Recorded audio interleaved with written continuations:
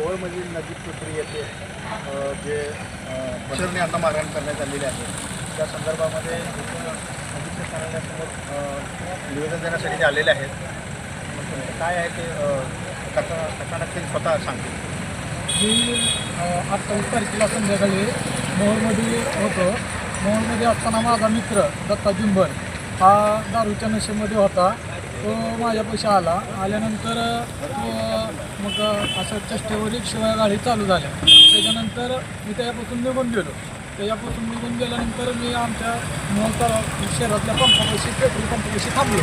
मग मला कॉल केला कुठं आहे म्हणून. मी आपला मित्र असल्यामुळं त्याचा कॉल उचलला. मी त्याला बोललो की बाबा मी पंपामध्ये आहे.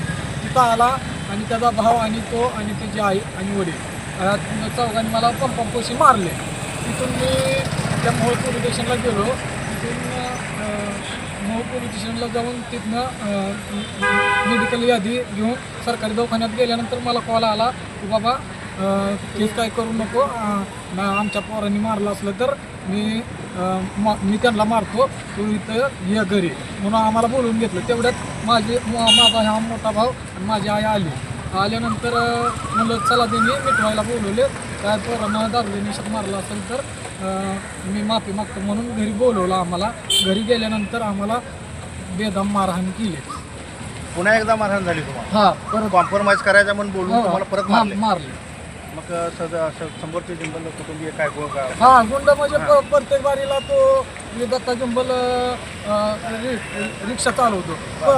सोलापूर स्टॉपला किंवा सोलापूर स्टॉपला सारखा सतत भांडण करतो. कुठल्याही ड्रायव्हरसोबत पॅसेंजरसोबत सगळ्यासोबत तो भांडण करतो. आता तुमची मागणी काय आहे? आम्हाला कसं आहे की गावगुंड आहे, त्यांना काय अटक होईल नाही.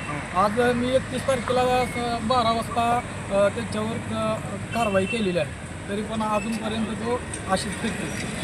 तसेच जर त्यांना नाही अटक केलं तर आमच्या घरातल्या महिला किंवा माझे भाऊ कामाला येतात जातात, त्यांच्यापासून धोका आहे. त्यामुळे लवकरात लवकर त्यांच्यावरती त्यांना अटक व्हावी.